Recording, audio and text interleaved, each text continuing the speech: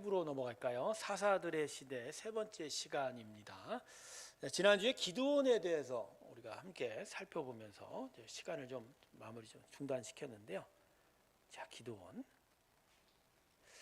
이 기드온을 이제 끝나고 나서 이제 사사들의 중후반기로 이제 연결이 되는데, 기드온이 그만큼 어떤 사사 시대의 좀 중요한 분기점이 되기도 합니다.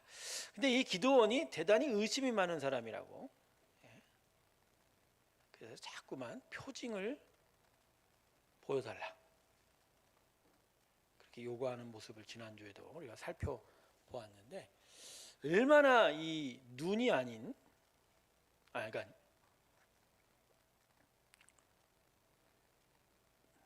눈에 매인 인생이었는지, 보여진 것에 대해서 그렇게 눈에 휘둘려지는 존재가 바로 사람이다.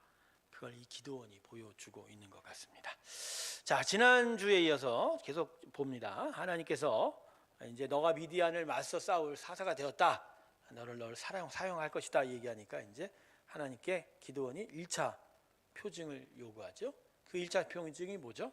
염소 새끼 고기와 무교병과 고기 국물을 하나님 앞에 제물로 드리는데, 그 염소 새끼 고기 위에다가 고기 국물을 자작하게 부었는데 그 위에 하나님께서 불을 내리시게 됩니다. 이걸 보고서 이제 기드온이 뭔가 하나님이 진짜 자신에게 부르심을 주었구나, 정말 그걸 이제 확인하게 하셨죠. 그래서 이 다음에 이제 일어난 일이 뭐였냐면, 이제 아버지의 집, 아버지 집에 있는, 아버지 집이 아니죠. 어떻게 보면 아버지 마을에 있는 거예요. 아버지가 사는 마을에 있는 우상 제단을 허물어뜨리는 일을 하게 됩니다. 근데 이제 이게 아버지가 아마 관리하는 것이었던 것 같아요. 그래서 바알 제단을 허물고 아세라 목상을 찍어내라, 이렇게 이야기하시는 것 같아요. 자, 기드온이 그래서 이것을 이제 순종하게 됩니다만, 어떻게 하죠? 아버지와 마을 사람들을 두려워해서 낮이 아니라 언제 합니까? 밤에 합니다. 밤에 자신을 따르는 몇 사람을 데리고 와서 합니다. 그 다음 날 이제 마을 사람들이 이것을 바라보고 대번에 기드온이 한 것임을 알고 그의 아버지 요아스에게 아들 기드온을 죽여라, 이렇게 이야기하게 되죠. 그러자 이 아버지 요아스가 아들을 위해서 어떻게 나옵니까? 자기가 우상을 관리했는데 외려 이렇게 얘기합니다. 이때는 바알이 신이면, 바알이 진짜 신이면 그 바알이 스스로 이 제단 무너뜨린 사람을 심판하리라. 그러니까 너희들 나한테 요구하지 말라, 우리가 죽일 필요 없다. 바알이 신이면 그 사람 무너뜨린 사람 알 것이다.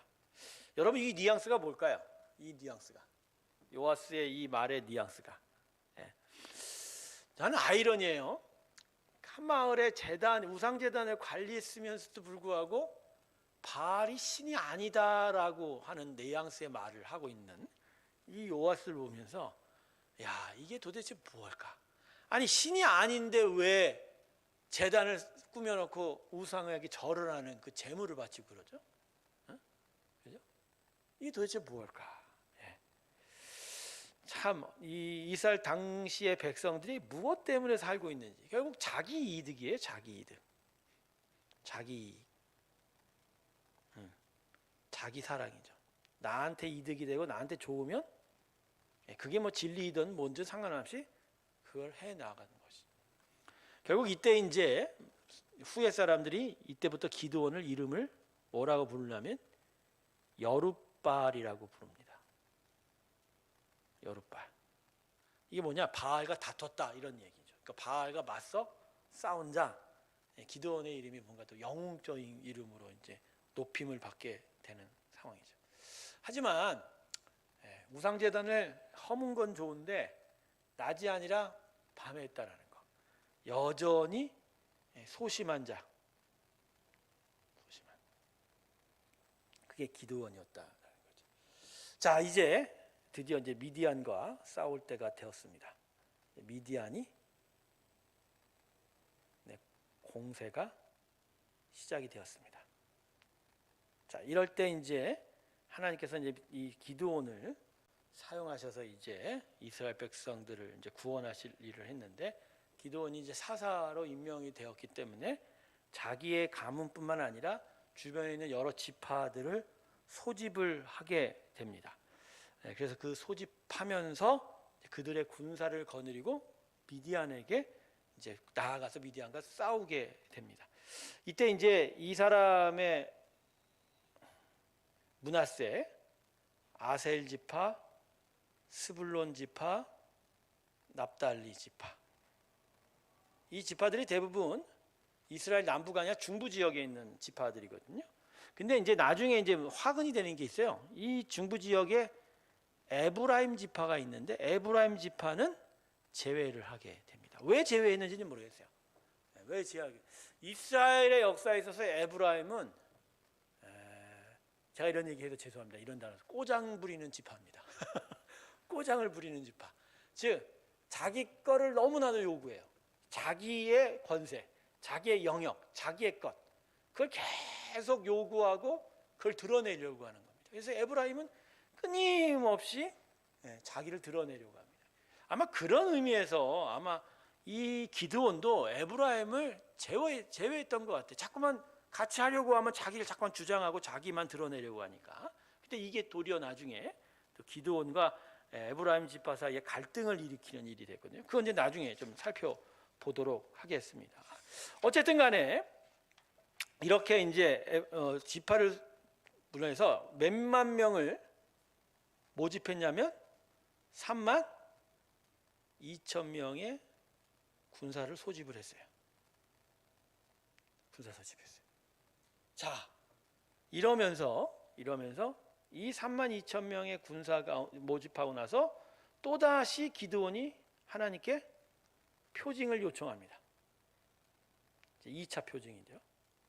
자, 이게 그 유명한 양털의 표징입니다. 양털의 표징. 하나님께 기드온이 뭐라고 요청합니까? 마당에 양털 한 뭉치를 가져놓겠다. 그러면 이슬이 양털에만 내리고 땅에는 내리지 않게 해달라. 그러니까 하나님께 확실한 하나님 부르신 거, 하나님 함께 하심에 대한 증거를 바랬죠. 하나님께서 어떻게 하시죠? 그렇게 해주세요. 근데 이렇게 되면 이 정도면 믿어야 되잖아요. 근데 기드온은 그 다음날 또 뭐라고 하죠? 의심해서 거꾸로 해달랍니다. 거꾸로. 이번엔 양털만 빼놓고 땅에 이슬이 내리게 해달라. 어떻게 보면 전날 요청한 양털에만 이슬 내리게 해달라 보다도 훨씬 더 뭐랄까 좀 더 전능함이 필요한 일이었을 겁니다. 여러분 어떻게 그 양털 있는 그 자리만 빼놓고 온 마당에 이슬이 내릴 수 있죠? 이거 진짜 어려운 일이지 않겠습니까? 그죠?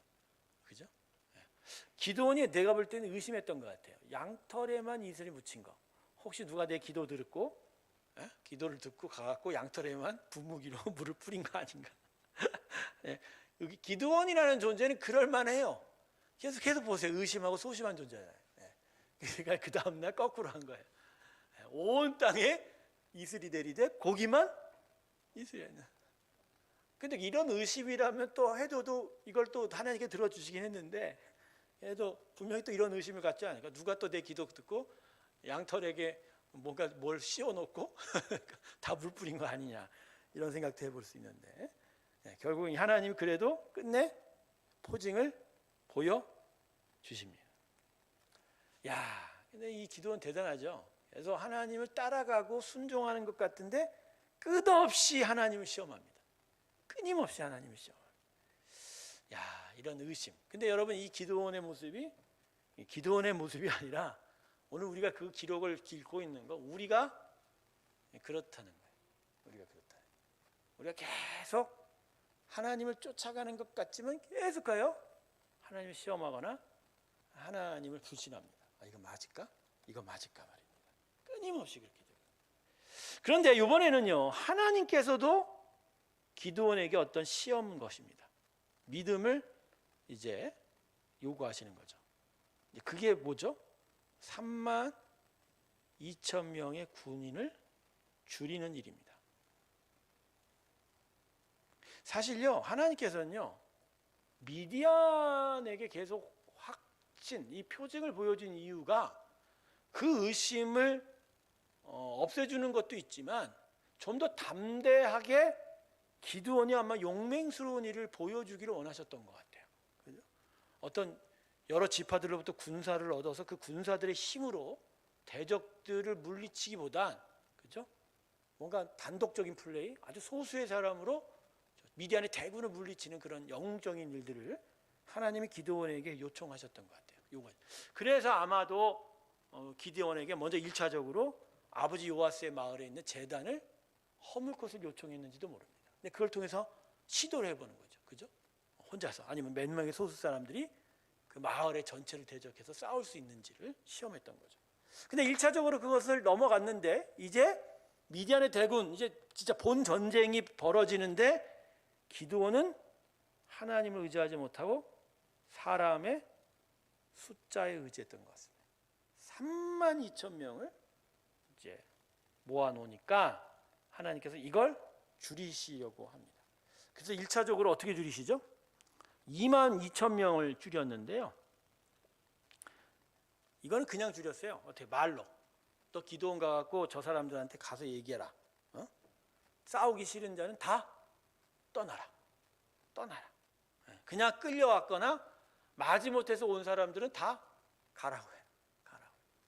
그래서 3만 2천 명 중에 2만 2천 명이 다 집으로 돌아갔습니다. 여러분, 믿음의 세상도요 그런 것 같아요. 결국은요, 원해서 가야 갑니다. 원하지 않으면 못 따라갑니다. 원하지 않으면 못 따라갑니다. 모양은 그래도요 전혀 따라가는 것 같지 않아요. 그래서 여러분, 믿음의 역사와 사건은 숫자 있지 않습니다. 원하고 바라고 간절히 구하는 자에게 하나님의 역사가 임합니다. 할렐루야. 정말로 마음에 하나님을 온전히 바라고 사랑하는 마음으로 여러분의 믿음의 일들을 하시기를 주님의 이름으로 축원합니다. 이게 중요한 거예요. 정말 중요한 거예요. 자, 두 번째, 2만 2천 명을 줄여서 이제 10,000명이 남았죠. 근데 이것도 하나님이 싫어하세요. 그래서 이 숫자를 더 줄이기 위해서 희한한 명령을 내리십니다. 기드온에게 이 10,000명을 가지고 물가로 가라고 하십니다. 그리고 나서 물을 떠먹으라고. 물을 먹어보라고. 근데 이제 물을 먹는 사람이 두 종류가 되었던 것 같아요. 그래서 두 종류. 물 먹는 일. 두 종류가 뭐죠? 개처럼 혀로 핥아먹는 사람, 아니면 손으로 물을 떠먹는 자. 자, 여기서 결국 어떻게 됐죠? 물로 핥아먹는 300명만 남고 나머지는 다 돌아가라고 했습니다. 자, 여러분 이 물가 가서 물을 먹는 이 행위로 구분시켰을 때 이 행위의 의미가 뭘까요? 이 행위로의 의미가 개처럼 무릎을 꿇고 혓바닥으로 물을 핥아먹는 게 뭔가 자기를 좀 더 무릎 꿇을 수 있는 그런 의미가 있어서 이렇게 한 걸까요?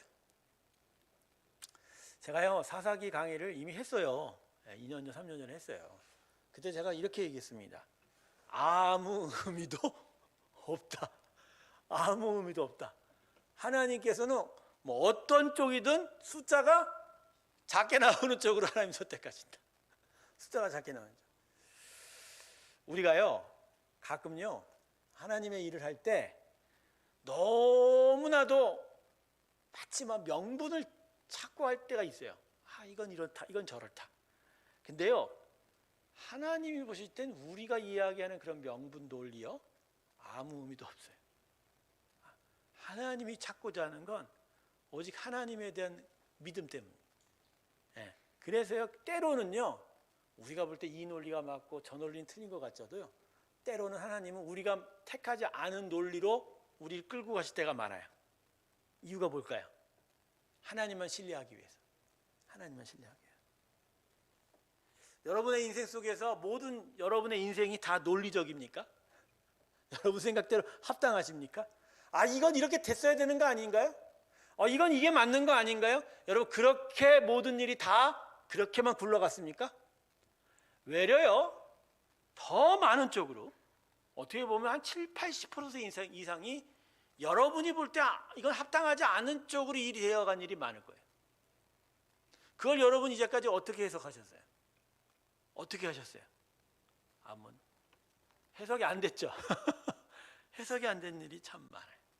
해석이 안 되는. 근데 왜 해석이 안 되는 일을 하나님께서 우리에게 요청하시고 또 그걸 따라가라고 얘기하시죠? 딱 하나예요. 하나님만 바라보라고. 하나님만 바라보. 그분만 바라보는 거예요. 그분만 믿어. 상황과 환경이 나를 다스리는 게 아니라 하나님이 나를 다스리는 것을 계속 경험하게 하는 거예요. 저도요, 이제까지 목회하면서요, 제 안에 어떤 목회적인 신학, 어떤 성경의 논리, 이런 것들만 바라보면 이거 정말 아닌데 하는 경우가 참 많았어요. 그런데도 하나님은 끌고 가시더라고요.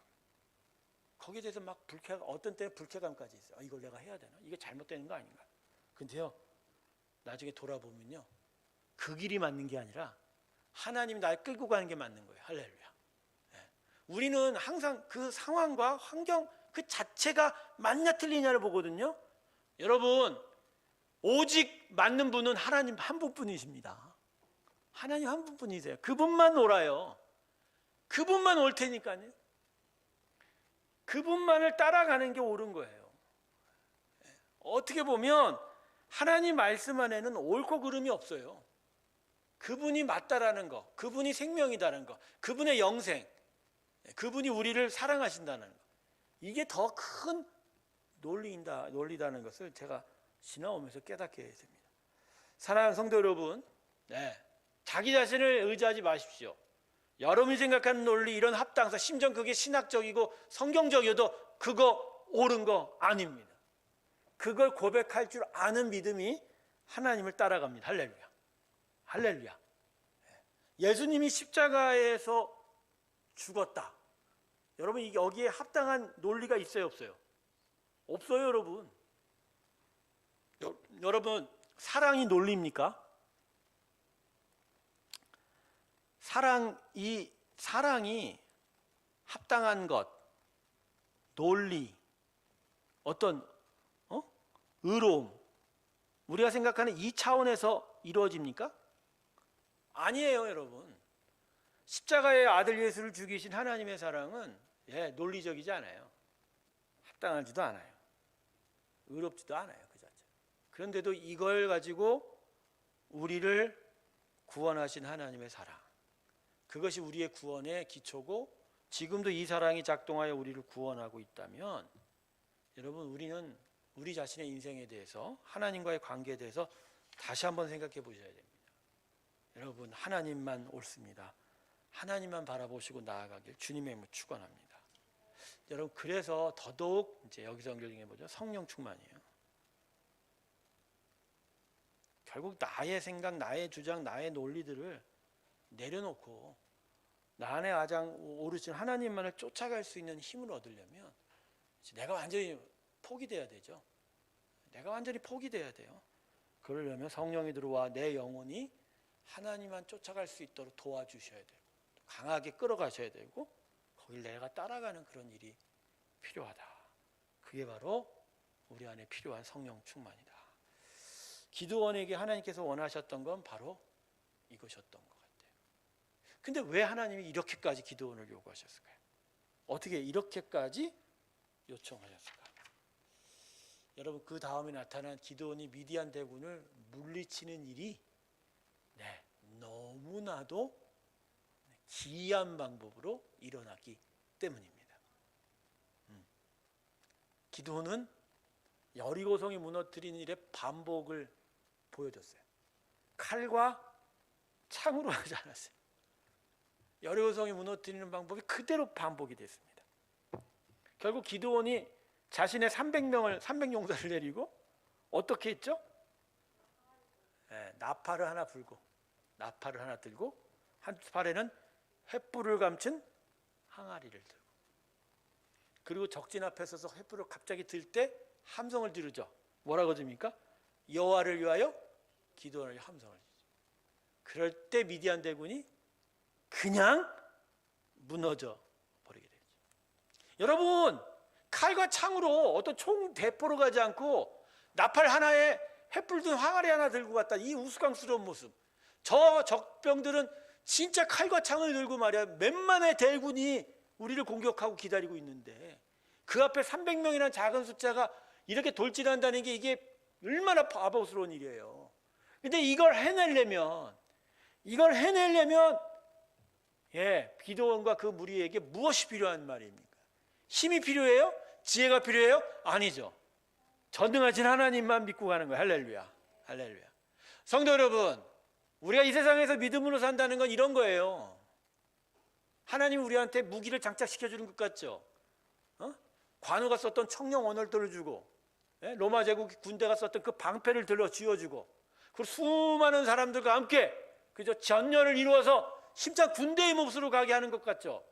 아닙니다, 여러분. 이 세상에서 우리가 처한 모습은요, 기껏 남만 모아도 300명입니다. 몇 명이요? 300명. 아주 작은 무리예요. 그리고 손에 쥔 건 성경 말씀이에요. 나팔불 수밖에 없어요. 예수님의 복음, 하나님의 권세, 하나님의 은혜, 이것만을 우리가 선포하는 것뿐이에요.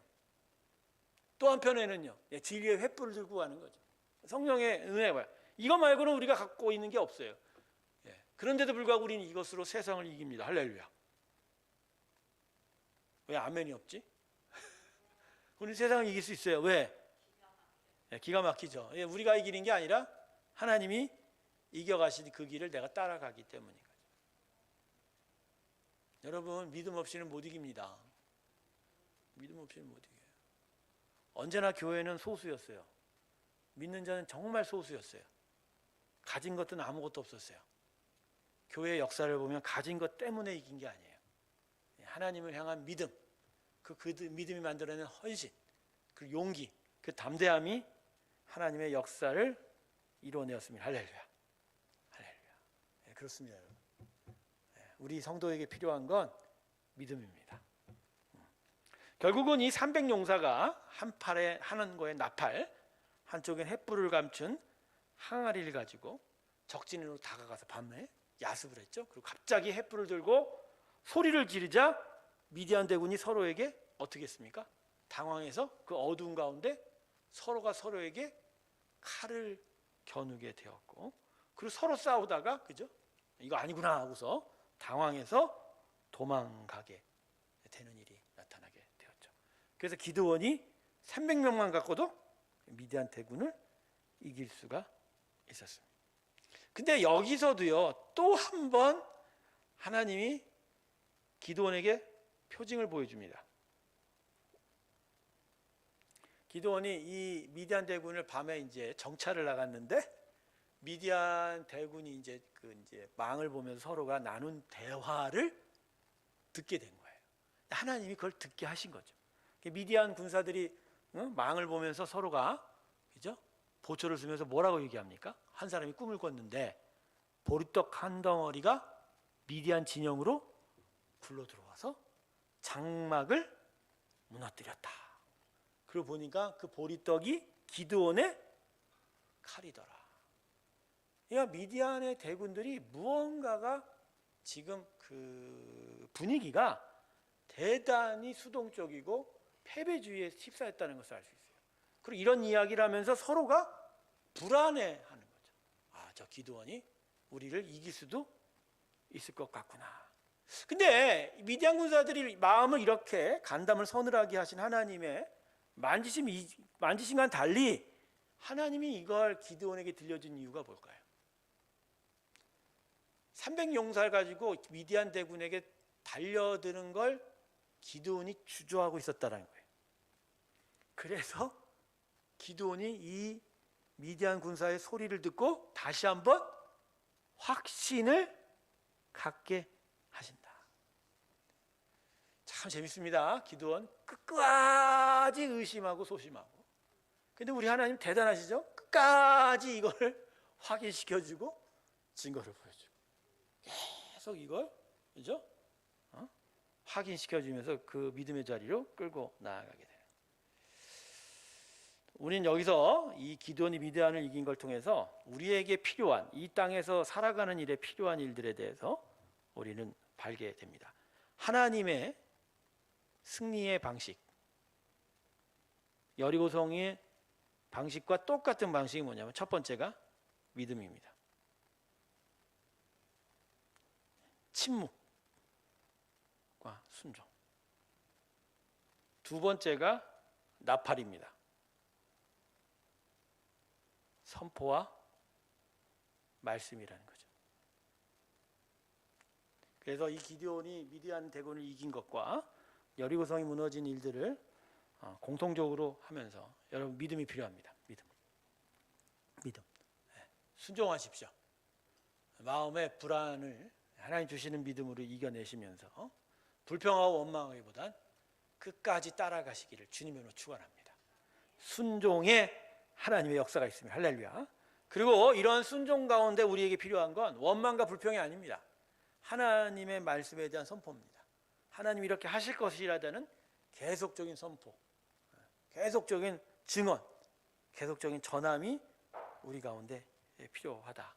이게 바로 우리가 이겨가게 하는 거다. 여러분 스스로도 개인적인 일이어도 그래요. 계속 원망하고 불평하는 말들을 줄이세요. 말의 권세라는 게 있어요.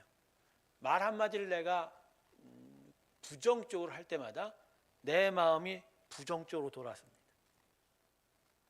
내가 긍정적인 말 한마디를 하면 내가 긍정적인 방향으로 돌아서게 돼 있어요. 여러분 이 왜인 줄 아세요? 결국 내 말은 결국 어디서부터 시작이 돼요? 마음에서 시작이 돼요. 즉 내 마음에 있는 소리를 확인해 주는 거예요. 그러니까 그 확인하는 소리를 듣고 또 내 마음이 또 확인을 합니다. 그러니까 계속 말과 마음이 서로가 연결되고 순환돼서 부정적이면 계속 부정적으로 돌아가고 긍정적이면 계속 긍정적으로 돌아가게 돼 있어요. 그래서 여러분 결국 여기에 무엇이 있는지가 중요한데 이걸 계속 지켜가려면요 입단속을 해야 됩니다. 입단속. 여러분 그래서 지혜서인 시편과 특별히 잠언 전도서 같은 경우에 이 입에 대한 경계를 많이 가르치죠. 입에 대한 경계. 그러니까 입을 단속하고 말을 제한하는 게 그게 믿음을 지키는 일이다. 제가 잠언의 주제의 성구죠. 마음을 지키는 것이 그렇죠?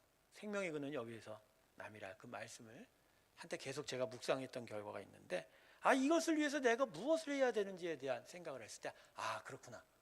말 거기서부터 시작한다고 제가 깨닫기 시작했어요. 말부터. 갑자기 튀어나오는 짜증난다, 힘들다 이런 말조차도 하지 않는 거예요. 내 입에서 막아버리는 거예요. 그 자꾸만 밑으로 놀려. 그걸 계속 내 안에서 눌러가는 거예요. 그리고 계속 거기서 사고가 바뀌어가는 거예요. 짜증난다가 뭐죠? 그래도 기쁘다. 힘들다가 아니라 그래도 해볼 만하다. 그러면서 계속 내 마음 안에 어떤 기쁨과 소망에 대해서 마음을 품어가는 일이 있는 거예요. 제가 요새 이제 계속 교회 안에서 또 성도들과 만나고 또 제 자신의 목회를 하면서 하나님께서 저한테 계속 주시는 일들이 뭔지 아십니까? 이 뭐냐면 소망을 보게 합니다. 소망. 사실 목회자가요 의외로 부정적인 생각을 할 수 있는 경우가 참 많아요. 왜 그런지 아십니까? 많은 성도님들과 여러 사역의 현장들을 많이 바라보기 때문에 곳곳마다 부정적이고 안 되는 일들이 눈에 잘 띄어요. 여러분 왜 제가 목회하면서 수많은 사람들과 목양을 하고 상담을 하겠습니까? 잘 되는 건 상담 안 해요. 잘 되는 거 저한테 가져가서 목사님 이렇게 잘났는데 기쁨을 같이 나눕니까? 라고 얘기하는 사람이 있겠습니까? 여러분 별로 없습니다. 대부분 저를 찾아올 땐 뭐 갖고 찾아와요?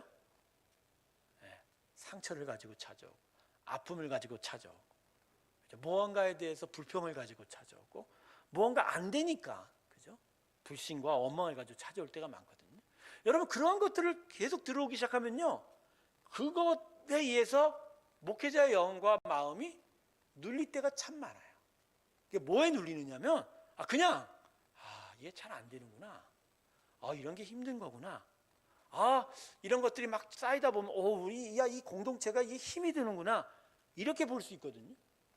그렇게 보면 우리 내 마음 안에 그런 것들이 계속 쌓이게 되면 내 입으로도 힘들구나, 어렵겠구나 말이 나올 수밖에 없는 거죠. 그럴 때일수록 목회자는 이 입 관리를 잘해야 돼요. 침묵을 해야 돼요. 어떤 말로부터 나오는 것들을 저자하고 이 마음 안을 계속 새롭고 생명 있는 것들, 소망 있는 것들을 바라보는 훈련들을 해야 된다. 근데 하나님께서 저한테 계속하여 요새 소망을 보게 하십니다. 할렐루야, 할렐루야. 그 소망이 뭔지 아세요? 뭐가 잘 되어가느냐 그런 반 아니고요. 그게 아니라 복음이 전하여지고 그 복음으로 곳곳마다 예수 믿는 사람이 늘어나고 하나님의 나라가 생겨가고 생명 얻는 자들이 막 기뻐하는 그 일들에 대해서 꿈꾸게 만드는 거예요. 요엘서에 하나님께서 예언을 하셨죠. 성령이 임하면, 그죠? 젊은이가 환상을 보고 늙은이가 꿈을 꾼다고 얘기를 했습니다. 근데 이게 뭐예요? 이게 뭘까요? 성령이 임하면 하나님 나라의 꿈을 꾸는 거예요. 하나님의 거대한 역사, 생명의 역사, 구원의 역사가 그들이 바라보는 희망이 되어 간다는 거예요. 그냥 우리가 환상? 무슨 환상? 그런 환상이 아니고요, 하나님이 주시는 소망을 갖게 되는 게 복음의 역사, 성령의 충만입니다. 할렐루야. 제가 요새 계속 성령 충만, 그러니까 제가 아무래도 성령이 충만한 부분이 있거든요. 그러다 보니까 제 안에 성령 충만이 무엇을 바라보게 합니까? 계속 복음을 전하고 그 복음으로 생명이 살아나는 일들을 바라보게 돼요. 그러다 보니까 제가 이전에 좀 더 나이가 어렸을 때 정말 힘차게 사역을 하고 정말 이러한 복음의 역사를 위해서 했었던 그 일들이 계속 되살아 나면서 그런 일들에서 꿈을 꾸기 시작을 하는 거예요. 저는 이미 후쿠오카 다녀온 사람입니다. 벌써. 저는 이미 후쿠오카 다녀온 사람이에요. 이미 안 다녀와도 돼. 거기가 뭐 어쩌저쩌고 상관없어. 그건 가서 내 눈으로 볼 뿐이야. 이미 저는 후쿠오카에 가서 나무리 교회 한 성도 한 30명 정도 데려가서 아예 내가 거기서 금요 기도회를 하고 청소년부 수련을 해야 되겠다, 그 생각으로 가득 차 있는 거예요. 여러분, 내가 지금 행사에 대한 얘기 하는 건 줄 아십니까? 아니요, 복음 전하는 일이에요. 그리고 그 복음을 전하면서 성도들이 살아나는 일이에요. 그리고 정말 귀한 것들을 만들어내면서 서로 기뻐하는 일들이에요. 그러면 서로 찬양하며 막 하나님을 찬양하는 일들이 가득한 그 나라, 전 그걸 바라봅니다. 할렐루야. 이번에 국내 선교팀이 지금 움직이고 있어요.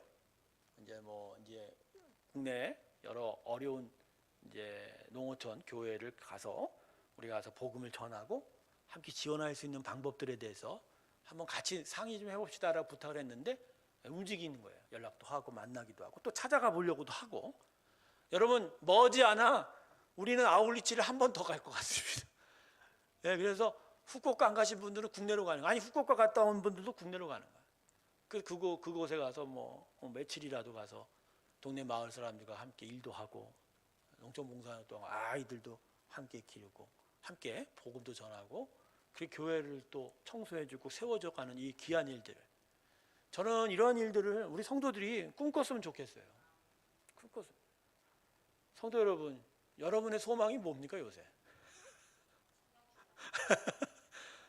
우리 새롬교회가 요새 무슨 꿈을 꾸고 있나요? 꿈이 없는 것 같아. 무슨 꿈을 꾸고 있냔 말이에요. 교회 건물 갖는 거가 꿈인가요? 필요하면 얻어야죠. 필요하죠. 근데 그 필요를 발생시키는 일이 먼저 있어야 되죠. 진짜 하나님의 복음이 우리 안에 역사하고 전도하고 선교하면서 교회가 열심히 사역하고 열심히 복음 전하고 함께 예배하고 그러면서 정말로 하나님의 은혜로 우리가 살이 찌고, 그죠? 부흥하게 돼서 그럴 때 그러한 일들 우리에게 필요한 공간도 주시고 장소도 주시고 그러한 일이지 않습니까? 이러한 소망들이 우리 가운데 있냐라는 거죠. 좀 가끔 이것도 부정적인 얘기일 수 있는데 우리 성도님들이 그런 꿈은 안 꾸고 그냥 오늘은 어제는 라면 먹었으니까 오늘은 한 칼국수는 좀 먹었으면 좋겠다, 이 정도의 꿈만 꾸고 사는 건 아닌가. 성도 여러분, 땅의 것에 대해서 소망을 갖지 않으시기 주님을 축원합니다. 소망을 갖지 마세요. 그게 여러분 땅의 것은 이미 썩었어요. 그 것 중에서 그나마 먹거리를 하나님 우리에게 주시는 게 진짜 감사한 일이에요. 감사한 일이야. 오히려 하나님은 이 땅이 아닌 하늘에 대해서 꿈꾸기 바랍니다. 하늘에 대해서 복음의 꿈을 꾸는 새롬교회가 새롭게 이제 태어나야 돼요. 이제까지도 열심히 신앙생활했지만 이젠 진짜 복음 전파, 선교하고 정말로 하나님의 구원의 역사, 생명의 역사를 이루는 것에 교회가 온전한 힘을 쏟고 그것들의 꿈을 꾸는 귀한 역사가 나타나길 주님의 이름으로 축원합니다. 할렐루야. 이런 얘기 하려면 한두 시간도 더 필요 없죠. 계속 할 수 있는데. 자, 이렇게 해서 미디안 대군을 쫓아냈습니다. 그런데 이 큰 은혜의 역사 뒤에 어려운 일이 닥쳐오게 됩니다. 이 어려운 일이 뭐죠? 에브라임입니다. 아까도 얘기했죠. 12지파 중에 가장 꼬장 부리는 지파가 에브라임. 여러분이 에브라임 지파가 나중에도 또 꼬장을 부립니다. 사사 입다의 시기에 또 이 에브라임이 나타나요. 그것도 나중에 가서 볼게요. 자, 요 에브라임이 이제 아까도 얘기했지만 기드온이 여러 군대들을 모을 때 여러 지파에서 군대들을 소집했는데 에브라임만 제외하고 뽑았어요. 근데 사실 뭐 군대를 모았어도 300명만 냈고 다 보냈으니까 그 자체도 별로 의미가 없는 거거든요. 근데 미디안 대군에게 대하여 기드온이 대승을 거뒀다고 하자 에브라임 지파가 기드온을 찾아와 이제 항의하기 시작합니다. 왜 우리는 안 불렀냐? 우리를 무시하냐? 도대체 왜 우리를 빼놓고 니들끼리 했냐? 이렇게 얘기합니다. 자, 여기에 이제 기드온은 이제 말잔치를 벌입니다. 말로써 위로를 하게 되죠. 아니다. 에브라임이 높다. 아비에사엘의 포도가 에브라임의 끝물 포도만 낫겠느냐. 자기가 아비에셀이라는 지파거든요. 므낫세 지파에. 그러니까 내가 뭐가 크고 힘이 있게 아니다. 에브라임이 훨씬 낫다. 계속 높여주었는 거예요. 높여주고 있어요. 그런데 높여주고 있었는데 에브라임은 마음에 들어하지 않죠. 그래갖고 기드온이 결국 어떻게 하죠? 에브라임에게 미디안에 남은 두 방백을 죽일 수 있도록 기회를 줍니다. 결국 미디안 대군의 두 방백, 군사 지도자였죠. 이 두 사람을 결국 끝장을 낸 건 기드온이 아니라 누가 합니까? 에브라임이 하게 됩니다. 그러니까 이제 마지막에 승리의 활용점정은 자기가 찍지 않고 누가 찍게 만든 거예요? 에브라임이 하도록 만든 거예요. 그러니까 에브라임이 이렇게 진짜 진상입니다. 제가 저번에 설명했죠. 에브라임이 왜 그럴까요? 에브라임이 누구죠? 요셉의 차자입니다. 차자입니다. 근데 요셉에게 아들이 둘이죠. 므낫세와 동생 에브라임인데 이 므낫세하고 에브라임을 축복할 때 요셉의 아버지 야곱이 축복을 거꾸로 합니다. 요셉은 장자 므낫세가 축복받기를 원했는데 야곱은 마치 말입니다. 자기가 누구죠? 에서보다 더 복을 받았듯이, 차자로서 복을 받았듯이 무언가의 축복의 주도권은 어디로 흘러간다? 에브라임으로 흘러간다라는 것을 창세기에서 보여주게 되죠. 그래서 그 이후로 에브라임은 무언가 자기가 12지파 중에서 뭔가 우세한 자리를 가지고 있다. 어떤 이니셔티브, 우선권을 가지고 있다라고 착각을 하게 돼요. 근데 이건 요셉이 자기 형들과 아버지를 애굽에서 먼저 가서 애굽에서 고생하고 나중엔 이 형제들과 아버지를 위해서 그들의 살 곳을 편안하게 만들어준 그 대가, 그 공로에 대한 대가로 축복을 많이 준 거지. 아브라함, 이삭과 야곱을 흐르는 믿음의 장자권이 에브라임에 흐른다고 얘기한 적은 한 번도 없어요. 여러분 창세기 마지막 장 48장, 48장, 49장 봐서 야곱의 기도를 보면 아브라함과 이삭으로 흐르는, 그죠? 아브라함, 이삭 자신에게 흐르는 믿음의 장자권은 누구한테 간다고 얘기합니까? 네 번째 아들인 유다한테 간다고 얘기합니다. 유다한테. 유다는 작은 사자다라고 이야기를 하거든. 근데 그걸 오해하면서 에브라임이 자칫 12지파의 자기가 맹주가 된다 이렇게 생각을 했던 거죠. 그렇지 않아요. 에브라임은 교만한 겁니다. 결국 이 교만이요 나중에 분열에까지 이릅니다. 왕국의 분열. 왕국의 분열. 다윗과 솔로몬으로 이어지는 이스라엘 왕국이 솔로몬이 죽자마자 두 개로 쪼개지게 되죠. 그때 남유다 왕국은 두 지파가 중심이 됩니다. 유다와 베냐민 지파. 근데 북쪽은요 10지파가 따라가는데 그 앞에 누가 서 있어요? 선동한 사람이 에브라임이었어요. 에브라임. 즉 솔로몬의 아들 르호보암으로 남유다가 세웠을 때 그의 반대 지병에 여로보암이 있어요. 여로보암이 누구 지파라고요? 에브라임 지파. 그러니까 이 교만이요 이게 부작용이 심합니다. 교만이 부작용이 심합니다. 사람이 왜 타락했습니까? 교만입니다. 두 가지, 교만과 불순종. 근데 불순종도 결국 교만에서 나옵니까? 그러니까 아담이 하나님처럼 판단하고 결정하고 싶었던 그 마음, 그 교만. 그게 지금의 우리 모든 인류의 문제의 원인이다. 교만은요 그 싹이라도 생기지 않게 하시기 주님의 이름으로 축원합니다. 여러분 마음에 교만은 그 싹이라도 트지 않도록, 교만의 씨가 아예 뿌려지지 않도록 여러분의 마음을 계속 청소하셔야 돼요. 이 교만에 대한 예가 중에 여러 가지 가르침들을 여러분과 함께 나누겠지만 이 교만은요 곳곳마다 자라요. 이 교만이라는 게 얼마나 교묘한 줄 아십니까? 교묘한 줄 아세요? 우리 생각 곳곳마다 교만이 숨겨져 있어요. 어쩔 수 없어요. 기본적으로 타락된 본성이라 본성 자체가 교만으로 아주 뭉쳐진 교만 덩어리야. 그래서 이걸 깨야 돼요. 얼마나 교만 덩어리니까, 그죠? 십자가에서 깨지라고 하지 않습니까? 십자가에 죽으라고 하지 않습니까? 갈라디아서 2장 20절에 보시면 우리가 십자가에 죽어야 된다고 하지 않습니까? 아니 예수님이 죽었거든요. 사실 우리가 죽을 필요는 없거든요. 근데도 불구하고 사도 바울은 영적인 죽음을 이야기하고 있어요. 사도 바울 자체가 자기가 교만 덩어리였거든. 생각해보고 예수님 보자 보니까 그렇구나. 내가 예수님과 함께 십자가에서 육체적인 죽음을 할 수는 없지만 내 영은, 내 타락한 본성은 깨져야 하나님을 온전히 섬길 수 있을 것 같다. 이렇게 생각을 했다. 여러분 항상 십자가에서 여러분의 심령이 깨지기를 주님의 이름으로 축원합니다. 계속 여러분 보셔야 돼요. 계속 보셔야 돼요. 자, 이런 상황 속에서 동족상잔의 비극이 또 일어나게 됩니다. 이게 뭐냐? 기드온이 미디안의 잔당들을 쫓아갑니다. 다 한꺼번에 다 패퇴시키진 않았어요.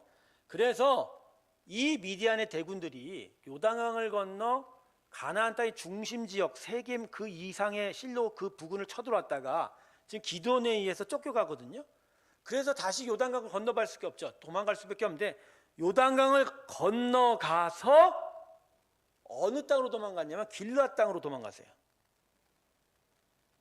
여러분 이 길앗 땅이 어떤 땅이냐면요.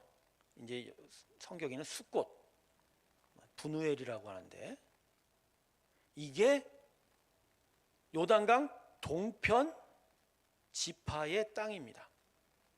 여러분 동편 지파의 땅은 결국 이스라엘 사람들이잖아요. 므낫세 반지파. 예? 이 지파 땅으로 도망갔는데 도망가다 보니까 길앗의 이 주민들 숫꽃과 분우엘에게 기드온이 도와달라고 요청을 합니다. 도와달라고 요청을 해요. 근데 이 사람들이 요청을 거절한 거예요. 왜 요청을 거절했을까요? 왜 요청을 거절했을까? 네, 제가 추측하긴 그래요. 요단강이라는 강이요 그렇게 큰 강은 아니었지만 이 강 자체가 강 서편과 동편을 뭔가 이질적인 것으로 만들었던 것 같아요. 즉 가나안 정복 전쟁까지는 같이 싸워 가나안 땅을 같이 획득하는 과정 속에서는 하나가 됐지만 이제 정복 전쟁이 끝나고 동편 두 지파 반이 이제 오단강 동쪽 편으로 이주해 가면서 그 시간이 200년, 300년이 흐르면서 서로 이질적인 상황이 됐던 것 같아요. 그러다 보니까 동편에 있는 사람들이 서쪽 편에 대한 사람들에 대한 어떤 하나된 마음이 매우 약해졌던 것 같고요. 그리고 미디안 대군이 자신들을 괴롭힐 것에 대한 염려가 좀 있었던 것 같아요. 즉 지금은 도망쳐서 쫓겨다니고 있지만 또다시 쳐들어오면 자기들이 서쪽 사람들한테 도움을 못 받을 경우에는 우리만 곤란을 당할 수 있을 것이라는 그런 생각을 하게 된 거죠. 그러니까 같은 이스라엘 편이라고 생각하지 않는 상황에 자기들의 이익만 생각하다 보니까 정치적인 판단을 한 거예요. 미디안 대군 그냥 물리치는데 내가 도와주지 말자. 그게 우리한테 더 유리하겠다. 아주 이기주의였죠. 결국 기드온이 이것에 대해서 어떤 마음을 품습니까? 복수심을 품습니다. 우리를 도와주지 않아. 결국 기드온이 이제 미디안에 남은 군사들을 격파를 하고 그 잔당들을 잡거든요. 그리고 다시 돌아오는 길에 잔인한 복수를 합니다. 이때 몇 명이 죽었냐면요. 숫곳에서는 70명의 장로들이 죽었습니다. 그리고 분우엘이라는 곳에서는 망대를 허물어뜨립니다.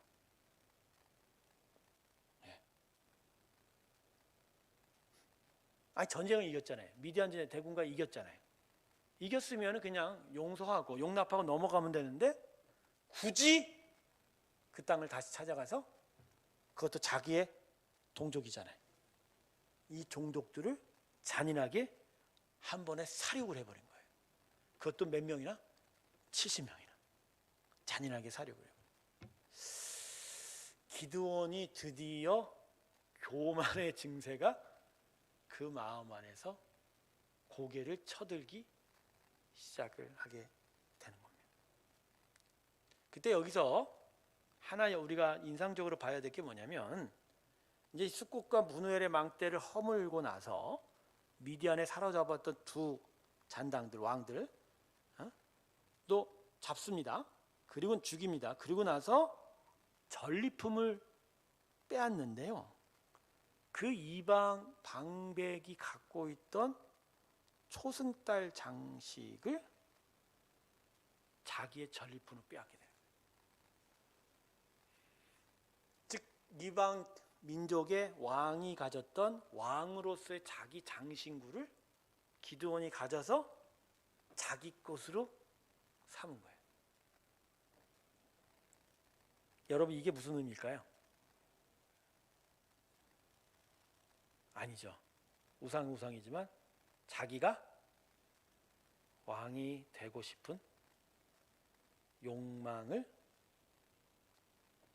드러낸 거죠. 그래서 여러분 이게 어디에 또 드러나냐면요. 기드온이 자녀를 성경 기록만으로 보면 아들을 몇 명을 낳냐면요. 무려 71명을 낳습니다. 71명.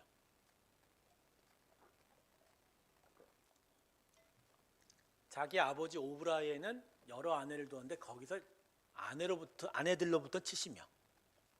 그리고 세겜에 있는 첩 하나가 있는데 첩한테는 아들 또 하나가 뒀다 그래요. 근데 그 첩으로부터 난 아들 이름이 그 유명한 아비멜렉입니다. 아비멜렉. 그래서 사사기는요. 사사 기드온 시대 이후에 또 다른 사사 이야기가 안 나오고 사사기 한 장을 할애해서 기드온의 아들 진짜 이상한 아들 아비멜렉에 대한 이야기를 채워줍니다. 그러니까 사사의 연속성이 깨져버리고 희한한 자가 왕이 되어버리는 일이 나타나요. 근데 여러분 아비멜렉의 이름의 뜻이 뭔지 아세요? 아비멜렉 이름? 내 아버지는 왕이다.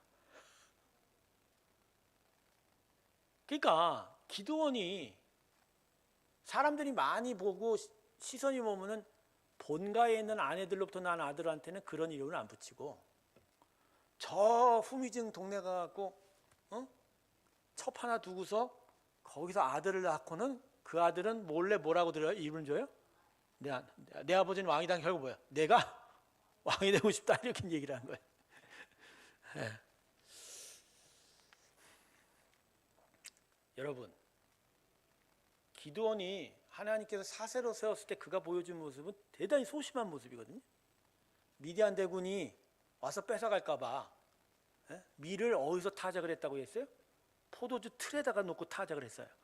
여러분, 포도주 틀이라는 게요, 밀 타작하기에 적합한 데가 아니에요. 포도주 틀은 기본적으로 짜는 거예요. 밀은 어떻게 해요? 털어야 돼요. 까부르고. 포도주는 눌러버리는 거예요. 근데 이게 안 맞는 데다가 타작을 해버린 사람이에요. 그만큼 무언가 소심했던 사람인데 어떻게 이가 마음 안에 왕이 되고픈 욕망이 이렇게 자랄 수 있죠? 여러분, 기드온이 사사로서 되어가면서 그 마음이 변했던 건가요? 여러분, 기드온이 사사가 되고 나서 교만해져서 변한 걸까요? 저는 그렇게 안 봅니다. 기드온은 처음부터 왕이 되고픈 자였어요.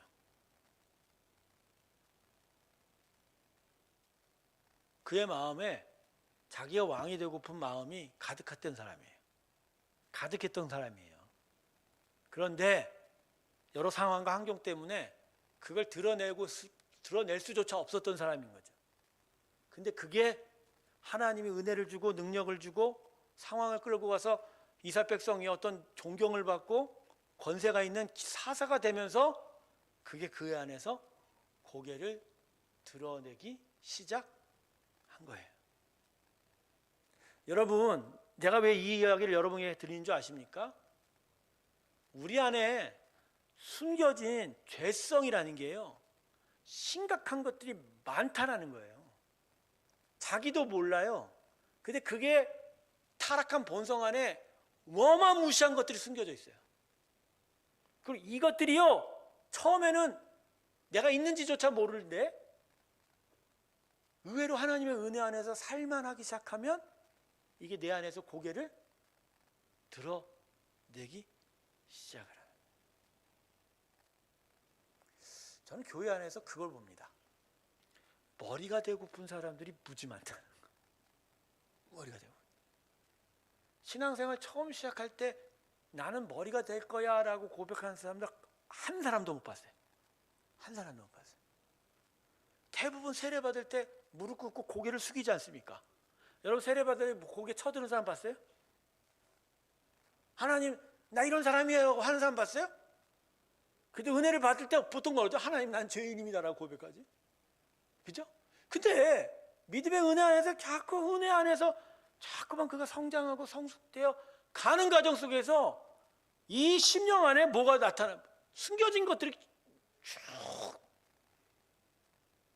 어느새 교회에 익숙하기 시작하고 교회 사람들한테 자기를 드러내기 시작하면서 마음 안에 뭐가 생겨요? 내가 이 정도면 난 교회 머리가 되고 싶어 라고 생각하기 시작한다. 그래서 자꾸 이제는 하나님 앞에 진짜 정성으로 진심으로 나갔던 신앙의 일들이 그 이후부터 어떻게 돼요? 의도적으로 내 마음 안에 그러한 잘못된 것에 충족시키고자 뭔가 잘못된 의도에 의해서 그런 행동이 이루어져 가게 된다는 거예요. 여러분, 왜 이런 일이 생깁니까? 아까도 말씀드렸죠. 숨겨져 있는 거거든요. 숨겨져 있는 것들을 계속 신앙이 성장하면서 다스려줘야 되는데 이 자신의 마음의 심령을 다스리지 못한 거예요. 왜요? 하나님의 말씀이 우리 심령 안에 들어가 우리 마음에 숨겨진 그 모든 육체적인 마음들, 육적인 마음들, 예적 마음들을 다 정리하지 못하기 때문에. 대부분 하나님의 말씀으로 인하여 성장하고 그 성품들이 바뀌지 않으면서 어떤 교회 안에서의 어떤 남들이 보는 어떤 평판이나 이런 것들이 외향적으로만 좋아진 경우에 이런 일이 발생하게 돼요.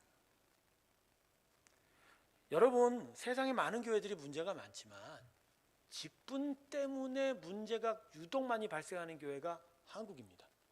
한국인 말이에요. 다른 나라 교회도 제가 경험했지 않습니까? 다른 나라 교회들은 직분 갖고 이런 일이 없어요. 별로 없어요. 직분이 되고자 하고 직분 때문에 서로 갈등하고 이런 분열하는 일이 없어요. 내가 뭐가 안 됐다고 교회 나가는 나라는 한국밖에 없을걸요. 근데 왜 한국에는 왜 교회 안에서 이 직분 때문에 문제가 심각해져요? 장로가 되면 왕이 된 거고 장로 안 되면 내 인생은 실패한 거라고 생각하는 인생들도 많고, 그 장로가 되고 싶어서 자신의 신앙 일생 전체를 다 거기다 다 올인시키는 그런 일들을 봅니다. 왜 이럴까요? 왜 이럴까요? 한국인이요, 기본적으로 무의식 세계 속에 워낙 눌려 있고 출세라는 개념을 갖고 있다 보니까 모든 자리에서도 출세하고 싶은 욕망이 기본적으로 한국 사람들 DNA에 깊이 가득 있어요. 지금도 우리 성도님들 예수 믿는 사람이라도 불러보면 인생의 목표가 뭐냐고 물어보면 출세라고 생각하는 사람도 꽤 많을걸요. 출세. 아니, 출세가 별겁니까? 세상에 나온 게 출세인데. 그 정도면 출세한 거지. 안 그래요? 이 땅에 수많은 동식물들도 많은데 그런 존재로 안 태어나고 하나님을 닮은 성품을 가진 사람으로 태어난 게 이미 출세한 건데, 도대체 왜 사람들 위에 서서 그렇게 사람들을 짓누르고 다스리고 살고 싶어 하죠? 왜 그럴까요? 왜 그러는 거예요? 요새 총선이 몇 달 안 남았죠. 4월 달이 총선인데 국회의원 왜 하고 싶을까요? 국회의원 왜 하고 싶은 거야? 그거죠. 그거 외에는 없어요. 진짜 선거 벽보에 이 나라를 내가 구하겠습니다. 구하기 개뿔, 뭘 구해 지들이. 국회의원이 나라 구한 거 봤어요? 대통령이 나라 구한 거 봤냐고요? 난 못 봤어요. 지금까지 못 봤어요. 여러분, 우리를 구하실 분은 오직 예수님 한 분입니다. 근데도 왜 그걸 이렇게 목매달할까? 출세 때문에. 출세 말입니다. 근데 이러한 타락한 본성을 신앙을 배우고 자라면서 하나님의 말씀으로 계속 훈련시키고 단련시켜야 되는 거예요. 자기 마음. 이러면서 커가야 되거든요. 근데 한국인 이런 일들이 모자란 거예요. 오늘 이 시간에 마지막으로 제가 얘기하고 싶은 건, 한국 성도들이요, 진짜 훈련이 부족한 거예요. 어떤 훈련? 직분을 달기 위한 훈련, 봉사 훈련이 부족한 게 아니라 마음을 훈련시키고 마음을 연단하는 훈련이 부족한 거예요. 여기 안에서 싸움을 하고 여기 안에서 육적인 것들을 영적인 것으로 물리치고 여기가 하나님의 은혜로 새 영, 새 마음으로 바뀌어가는 일들이 계속 일어나야 돼요. 이 일들이 제대로 이루어져 가지 않는 거예요. 자, 마지막으로 그런 얘기 드릴게요. 제가 계속적으로 드리고 싶은 얘기인데, 설교할 때마다 제가 성도님들한테 부딪히는 게 있어요. 그게 뭐냐면, 어떤 하나의 성경 본문을 딱 정하면 그 본문의 직접적인 의미들을 좀 설명하고, 그리고 그 배경을 알아야 됩니다. 그 배경과 그 본문의 직접적인 뜻을 알고 그것들을 현재 우리 상황이나 이 시대에 적용시켜가는 게, 그게 정상적인 성경적인 설교의 패턴이에요. 근데 이러한 것들을 해나갈 때 우리 성도들한테 뭐가 부딪히냐? 성경 배경하고 성경 말씀의 원뜻들을 가르쳐줄 때 대단히 힘들어하는 거예요. 대단히 힘들어하는 거예요. 마치 무슨 공부하는 것 같고 숙제하는 것 같고, 뭐 안 들어봤다가 안 듣던 얘기들을 막 전문적인 얘기 듣는 것처럼 되게 힘들어하는 거예요. 그런데 성도님들한테 정말 쉽게 받아들인 것도 이런 부분이 아니고 어떤 부분이에요? 지난주에 짜장면 얘기했더니 집에 돌아가면서 짜장면 먹으신 분들이 몇 분이나 됐다는 얘기 들었어요. 그런 얘기 들으면 막 기분이 좋아. 편화되는 거야. 그걸 설교할 때도 성경 본문 말씀을 설명하는 것보다 어떤 주제에 대해서 그냥 목사님이 그냥 자기 얘기 다 하는 것을 편하게 듣는 거예요. 이게 한국교회 성도들의 문제예요. 말씀 안에서 말씀의 뜻들을 이해하고 배우고 이 안에서 진짜 하나님의 뜻을 마음을 길어올리는 일들을 하지 않고 한두 인간이 강대상에서 쓸데없는 얘기한 것 같고 재미를 겪고 기가 달콤하게 여기니까 신앙이 잘하냐 안 잘하냐? 못 잘하는 거지 여러분. 이게 여러분 우리 신앙의 성장의 문제지 딴 게 문제가 아니에요. 제가 2015년에 한국에 귀국하고 나서 은평구청 맞은편에 있는 큰 교회에 갔어요. 그 교회 참 노인들도 많고 성도들 많더라고요. 근데 목사님 그날 설교 본문을 시편 말씀인가? 의인이 터가 무너지면 어찌할꼬? 그 말씀을 읽어요. 근데 설교 뭐 하는 줄 아세요? 나라가 공산주의에서 공산화되면 우리가 신앙을 어떻게 생각하니? 그래서 한참 동안은 정치 얘기하고 공산주의 얘기하다가 설교를 끝내버리는 거야. 나는 그때의 충격은 이루 말할 수 없어요. 내 인생에 이런 진짜 거지 같은 말을 하는 강단을 내가 처음 봤어요. 정치 얘기를 한다고 해서 그런 게 아니라 성경을 읽어놓고 성경 얘기는 하고 딴소리 자기 얘기를 하고 있어요. 근데 이걸 계속 듣는 성도들은 어떻게 될까요? 자라요? 영이 자라요? 저는 이게 불만인 거예요. 그렇다고 여러분 성경 말씀을 좀 가르친다고 성경 강좌한다고 모아놓고 성경 본문 얘기한다고 그러면 점심 먹고 다 도망가. 다 도망가. 내가 여러분에게 물어볼게요. 여러분 한 자리에 앉아갖고 성경 한 권 말입니다. 이걸 차분하게 공부하면서 이 성경 한 권에 하나님의 말씀이 어떤 의미가 있는지를 깊이 고민하면서 들어봤던 시간이 여러분 인생 가운데 몇 달이나 있는지 한번 생각해보세요. 저는 지금이라도요. 성도들이 원하면 앉아놓고서 몇 주가 가도 성경 1장 1절부터 마지막 장까지 가령 마가복음 1장부터 16장까지 있는데 복음서에 진짜 하나님께서 어떠한 말씀을 하셨는지 차분하게 풀어서 그걸 설명해 줄 수 있는 시간을 나한테 원한다면 나 진짜 두어 세 명이 모인 자리에 예수님도 임하지만 나도 임할 거예요. 할렐루야. 근데 그걸 원하는 사람이 없어요. 그냥 예배드리고 성경 설교할 때 재미있는 얘기해주고 달콤한 얘기해주는 거라서. 여러분 이건 설교가 아니에요. 그건 사람의 이야기예요. 사람의 이야기. 그러니까 얼마나 한국 교회 강단이 무너졌으면 제가 미국의 고등코 내려가서 설교학 같이 공부하는 친구들한테 봤는데 설교학 교수가 그러더랍니까? 미국 설교학 교수가. 한국의 강단에 쓸데없는 얘기하는 사람 목사들이 무지 많다고. 그러니까 이런 이야기를 듣는데 성경을 들을 수가 있겠어요? 심히 참담한 일입니다. 제가 지금 벌써 지금 30 몇 주예요. 지금 성경의 역사를 하고 있지 않습니까? 여러분 이거 그냥 지식적으로만 했었으면 벌써 몇 주 만에 다 끝냈을 거예요. 저는 오늘 한 주라도 오늘 한 시간만이라도 창세기부터 예수님 오실 때까지 역사 그냥 손으로 몇 번 썼습니다. 그게 중요한 게 아니에요.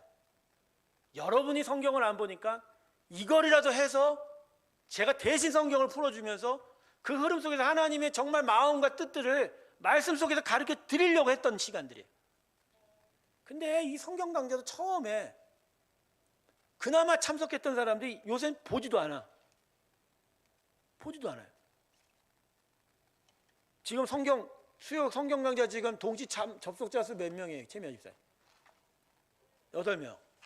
진짜 동시 접속자지 유튜브에. 그럼 나머지 사람들은 어디 있냐고?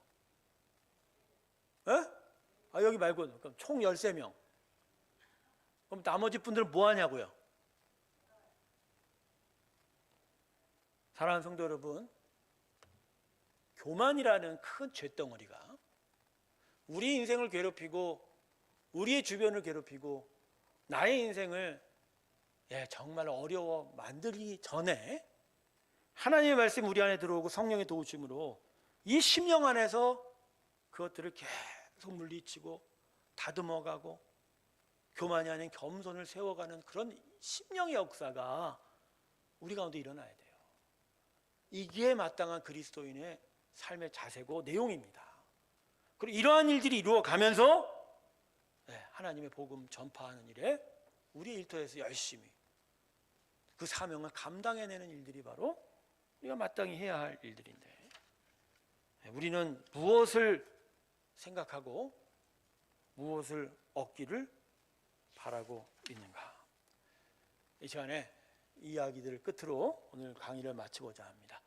사랑하는 성도 여러분, 기드온의 이야기들을 다시 한번 마음에 새기면서 우리 안에 정말 하나님에 대한 믿음으로 하나님의 말씀의 다스림과 하나님의 은혜의 역사들이 우리 심령 가운데 온전히 나타나기 주님의 이름으로 축원합니다.